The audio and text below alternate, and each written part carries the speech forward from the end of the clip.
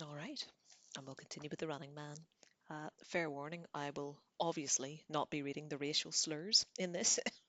Need my job, ladies and gentlemen. But if you're that interested, you can buy the book and read it yourself.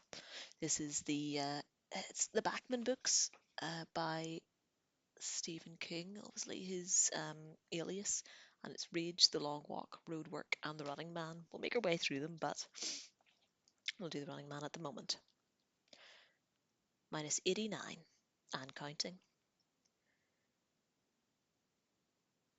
They were quartered on the fifth floor until 10 o'clock the following day. Oh, that was the other thing I meant to mention. Apologies for any stumbles in these. The language is a bit difficult because it's an old book.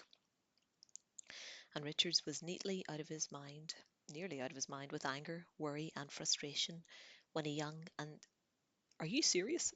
Slightly. Right, this isn't my words, this is the book. I'll read this, but oh my goodness.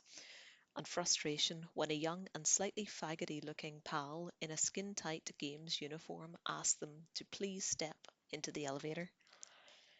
They were perhaps 300 in all. Over 60 of their number had been removed soundlessly and painlessly the night before. One of them had been a kid with the inexhaustible fund of dirty jokes. They were taken to a small auditorium on the sixth floor in groups of 50. The auditorium was very luxurious, done in great quantities of red plush. There was an ashtray built into the real wood arm of every seat, and Richards hauled out his crumpled pack of Bams. He tapped his ashes on the floor. There was a small stage at the front, and in the centre of that, a lectern. A pitcher of water stood on it. About 15 minutes past 10, the faggoty looking fellow walked to the lectern and said, "Oh my, right. I'd like you to meet Arthur M. Burns, Assistant Director of the Games." "Huzzah!" someone behind Richard said in a sour voice. A portly man with a tonsure surrounded by grey hair strode onto the lectern, pausing and cocked his head as he arrived, as if to appreciate the sound of applause which only he could hear. Then he smiled at them, a broad, twinkling smile that seemed to transform him into a pudgy, aging Cupid in a business suit. "Congratulations," he said. "You've made it." There was a huge collective sigh, followed by some laughter and backslapping. More cigarettes were lit up. Am I recording? I am. "Huzzah!" the sour voice repeated. "Shortly, your program assignments and seventh floor room numbers will be passed out. The executive producers of your particular programs will explain further what is expected of you. But before that happens, I want to repeat my congratulations and tell you that I find you to be a courageous, resourceful group, refusing to live on the public dole when you have means at your disposal." Sorry.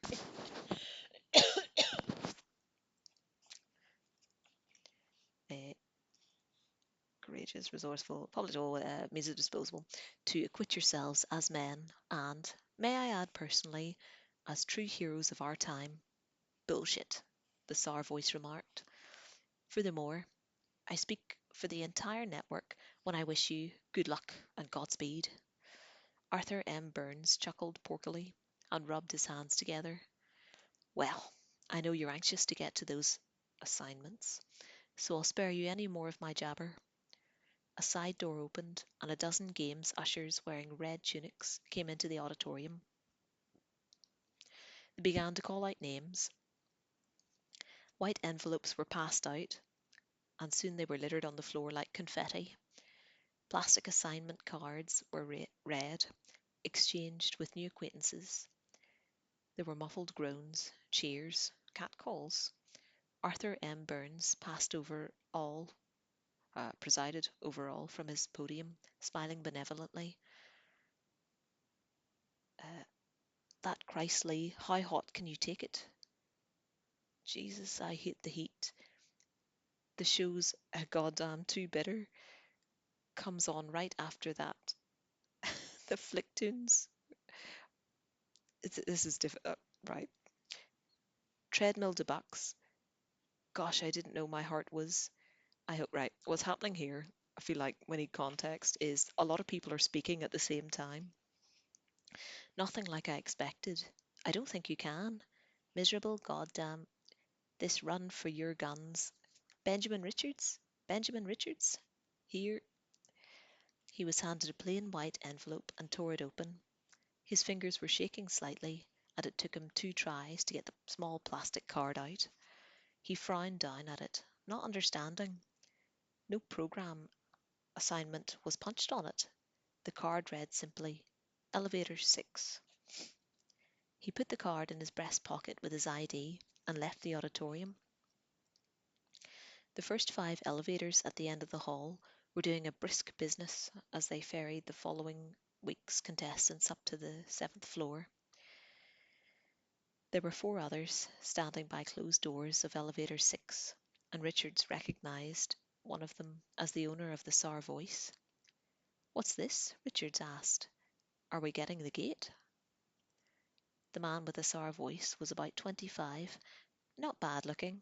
One arm was withered, probably by polio, which had come back strong in 2005. It had done well, especially in co-op. No such luck, he said, laughing emptily. I think we're getting the big money assignments, the ones where they do more than just land you in the hospital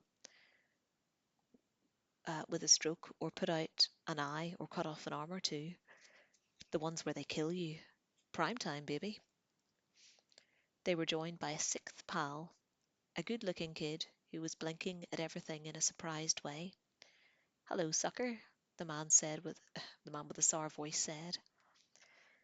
At 11 o'clock, after all the others had been taken away, the doors of elevator 6 popped open. There was a cop riding in the Judas hole again. See, the man with the sour voice said, we're dangerous characters, public enemies. They're going to rub us out.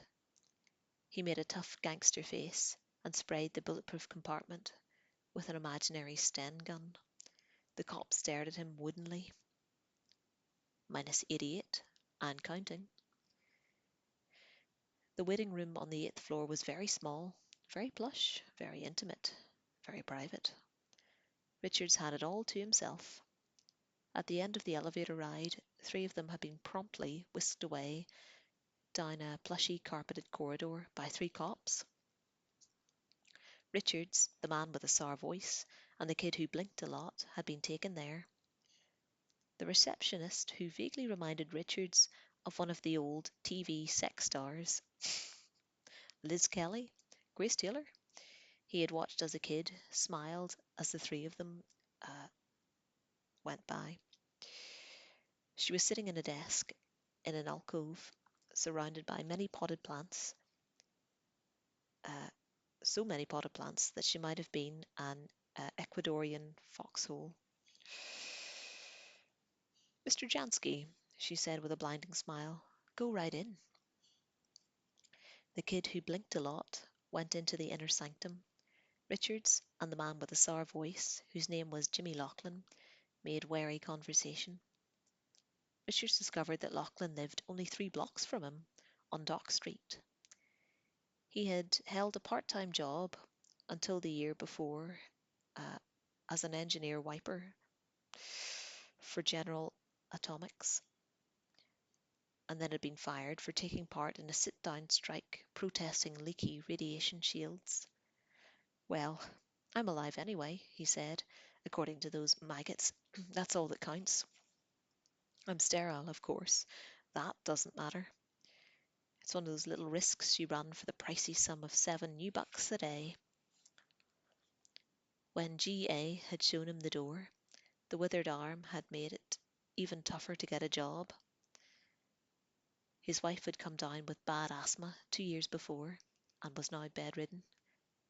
Finally, I decided to go for the big brass ring, Lachlan said with a bitter smile. Maybe I'll get a chance to push a few creeps out a high window before McCone's boys get me.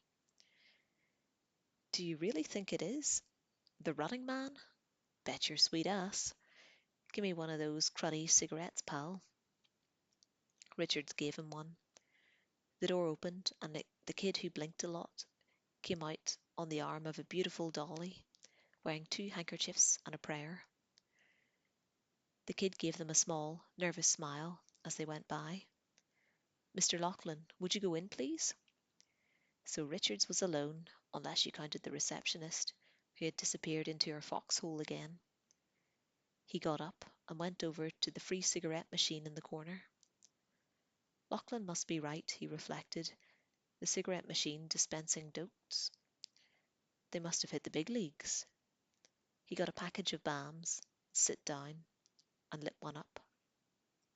About 20 minutes later, Lachlan came out with an ash blonde on his arm. A friend of mine from the carpool, he said to Richards, and pointed to the blonde. She dimpled dutifully. Lachlan looked pained. At least the bastard talks straight, he said to Richards. See you. He went out. The receptionist poked her head out of her foxhole. Mr. Richards, would you step in, please? He went in. Minus 87, and counting. The inner office looked big enough to play kill ball in. It was dominated by a huge one-wall picture window that looked west over the homes of the middle class. The dockside warehouses, oil tanks, and Harding Lake itself. Both sky and water were pearl grey. It was still raining. A large tanker far out was chugging from right to left. The man behind the desk was of middle height and very black, so black in fact that for a moment Richards was struck with unreality. He might have stepped out of a minstrel show. Mr. Richards. He rose and extended a hand over the desk. When Richards did not shake it, he did not seem particularly flustered. He merely took his hand back and sat down. A sling chair was next to the desk. Richard sat down and butted his smoke in an ashtray, with a game's emblem embossed on it. I'm Dan Killiam, Mr. Richards. By now you've probably guessed why you've been brought here. Our records and your test scores both say you're a bright boy. Richards folded his hands and waited. You've been slated as a contestant on The Running Man, Mr. Richards. It's our biggest show. It's the most lucrative and dangerous for the men involved. You've got your final consent form here on my desk. I got no doubt that you'll sign it, but first I want to tell you why you've been selected. I want you to understand fully what you're getting into. Richard said nothing. Killian pulled a dossier out of the virgin surface of his desk blotter. Richard saw that his name had been typed on the front. Killian flipped it open. Benjamin Stuart Richards, age 28, born August 8, 1997, City of Harding, attending South City Manual Trades from September of 2011 until December of 2013, suspended twice for failure to respect authority. I believe you kicked the assistant principal in the upper thigh once while his back was turned. Crap, Richard said. I kicked him in the ass. Killian nodded. However you say, Mr. Richards. You married Sheila Richards, nee Gordon, at the age of 16. Old style lifetime contract. Rebel all the way, eh?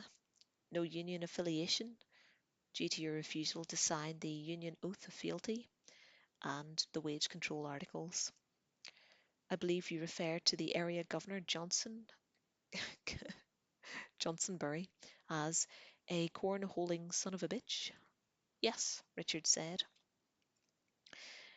Your work record has been spotty and you've been fired, let's see, a total of 6 times for such things as insubordination, insulting superiors, and uh, obstruct, uh, abusive criticism of authority. That's one of those orphans that was over 2 pages. Richard shrugged. In short, you're regarded as anti-authoritarian and antisocial. You're a deviant who has been intelligent enough to stay out of prison and serious trouble with the government, and you're not hooked on anything. A staff psychologist report you saw lesbians, excrement, and a pollutive gas vehicle in various ink blots. He also reports a high, unexplained degree of hilarity. He reminded me of a kid I used to know. He liked to hide under the bleachers at school and whack off. The kid, I mean. I don't know what your doctor likes to do. I see, Gillian said briefly, white teeth glittering all in the darkness, and went back to his folder. You held racial responses outlawed by the Racial Act of 2004, and you made several rather violent responses during the word association test. I'm here on violent business, Richard said. To be sure, and yet we, and I speak in the larger sense of the game's authority, speak in the national sense, view these responses with extreme disquiet. Afraid someone might tape a stick of Irish to your ignition system some night? Richard said, grinning. Killian wet his thumb reflectively and turned to the next sheet. Fortunately for us, you've given a hostage. You've given a hostage to fortune, Mr. Richards. You've a daughter named Catherine, 18 months. Was that a mistake? He smiled frostily. Planned, Richard said without rancour. I worked for GA then. Somehow, some my sperm lived through it. A jest of God, maybe. With the world the way it is, sometimes I think I must be off my trolley. At any rate, you're here, Killian said, continuing to smile his cold smile, and next Tuesday you will appear on The Running Man. You've seen the programme? Yes. Then you know it's the biggest thing going on Freevee. It's filled with chances for viewer participation, both vicarious and actual. I'm an executive producer of the programme. That's really wonderful, Richard said. The programme is one of the surest ways the network has of getting rid of embryo troublemakers such as yourself, Mr. Richards. We've been on for 6 years. To date, we've had no survivals. To be brutally honest, we expect to have none. Then you're running a crooked table, Richard said flatly. Killian seemed more amused than horrified. But we're not. You keep forgetting that you're an arachnon, arach, anarchronism, Mr. Richards. People won't be in the bars and hotels and gathering in the cold front of appliance stores rooting for you to get away. Goodness no, they want to see you wiped out, and they'll help it if they can. The messier the better. And there is McCone to contend with. Evan McCone and the Hunters. They sound like a neo group, Richard said. McCone never loses, Killian said. Richards grunted. You'll appear live Tuesday night. Subsequent programmes will be a patch up of tapes and films, live tricasts when possible. Uh, we've been known to interrupt scheduled broadcasts when a particularly resourceful contestant is on the verge of reaching his personal Waterloo, shall we say.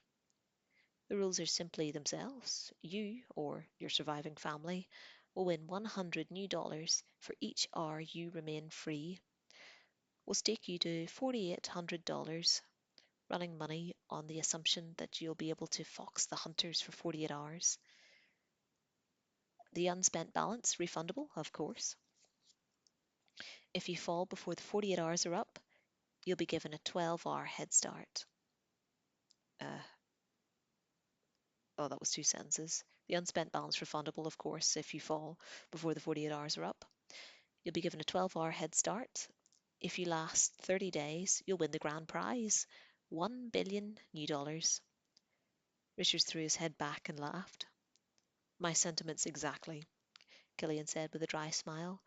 Do you have any questions? Just one, Richard said, leaning forward. The traces of humour had vanished from his face completely. How would you like to be the one out there, on the run? Killian laughed, held his belly, and his huge mahogany laughter rolled richly in the room. Oh, Mr. Richards, you must excuse me. And he went into another gale.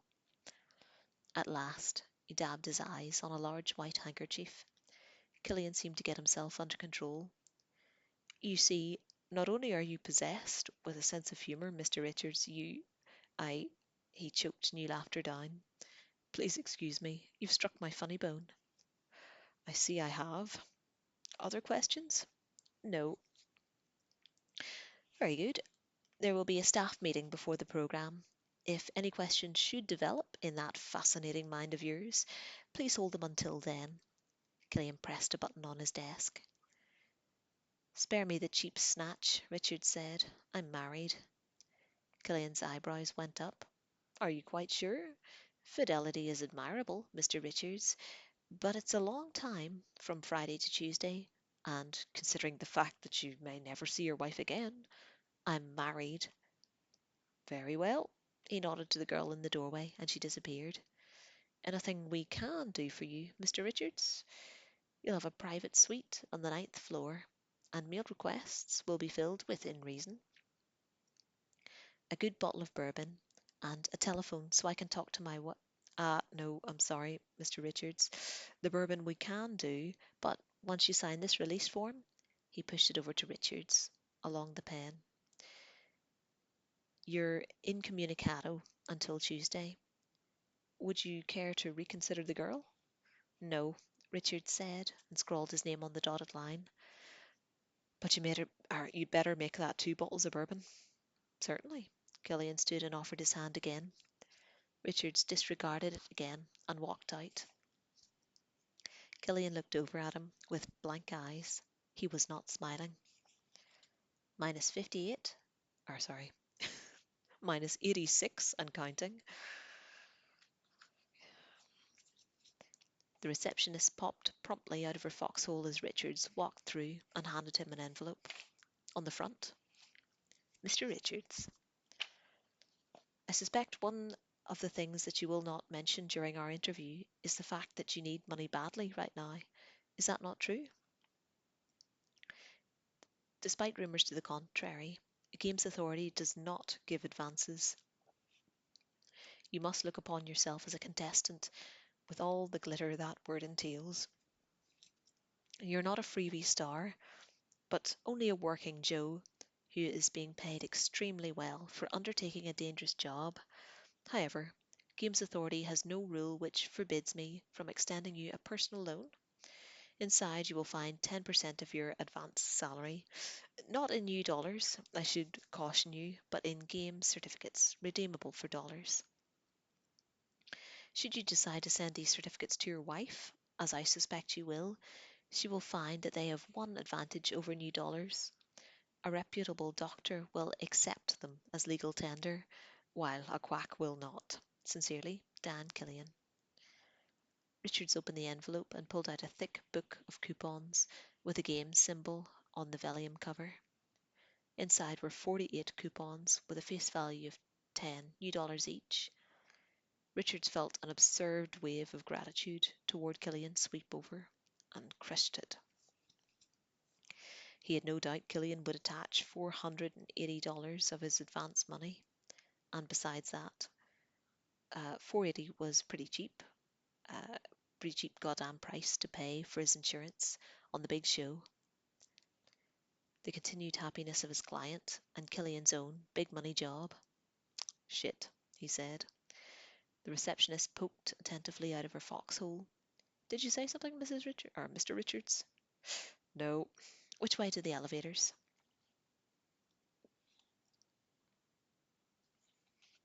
Minus 85 and counting. The suite was scrumptious.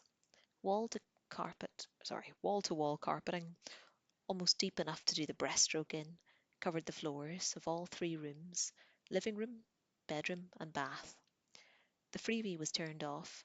Blessed silence prevailed. There were flowers in vases, and on the wall next to the door was a button discreetly marked Service. The service would be fast, too, Richards thought cynically. There were two cops stationed outside the ninth floor suite, just to make sure he didn't go wandering. He pushed the service button and the door opened. Yes, Mr. Richards, one of the cops said. Richards fancied he could see how sour that Mr. tasted in his mouth. The bourbon that you asked for will be. It's not that, Richards said. He showed the cop the book of coupons Killian had left for him. I want you to take this somewhere. Just write down the name and address, Mr. Richards, and I'll see that it's delivered. Richards found the cobbler's receipt and wrote the address and Sheila's name on the back of it. He gave the tattered paper and the coupon book to the cop. He was turning away when a new thought struck Richards. Hey, just a second. The cop turned back and Richards plucked the coupon book out of his hand. He opened it to the first coupon and tore 1/10 of it along the perforated line. Equivalent value, $1. Do you know a cop named Charlie Grady? Charlie? The cop looked at him wearily. Yeah, I know Charlie. He's got fifth floor duty. Give him this. Richards handed him the coupon section. Tell him the extra 50 cents is his user's fee. The cop turned away again, and Richards called him back once more. You'll bring me written receipts from my wife and from Grady, won't you? Disgust showed openly on the cop's face. Ain't you the trusting soul? Sure, Richard smiled thinly. You guys taught me that. South of the canal, you taught me all about it. It's gonna be fun, the cop said, watching them go after you. I'm gonna be glued to my freebie with my beer in hand. Just bring me the receipts, Richard said, and closed the door gently in the cop's face. The bourbon came 20 minutes later, and Richards told the surprised delivery man that he would like a couple of thick novels sent up. Novels? Books, you know. Read. Words. Movable press. Richards pantomimed flipping the pages. Yes, sir, he said doubtfully. Do you have a dinner order? Christ, the shit was getting thick. He was drowning in it. Richard saw a sudden fantasy cartoon. Man falls into a outhouse hole and drowns in pink shit that smells like Chanel number 5. The kicker, it tastes like shit. Steak, peas, mashed potatoes. God, what was Sheila sitting down to? Protein pill and a cup of fake coffee? Milk? Apple cobbler with cream? Got it. Yes, sir. Would you like? No, Richard said, suddenly distraught. No, get out. He had no appetite. Absolutely none. And we'll leave it there.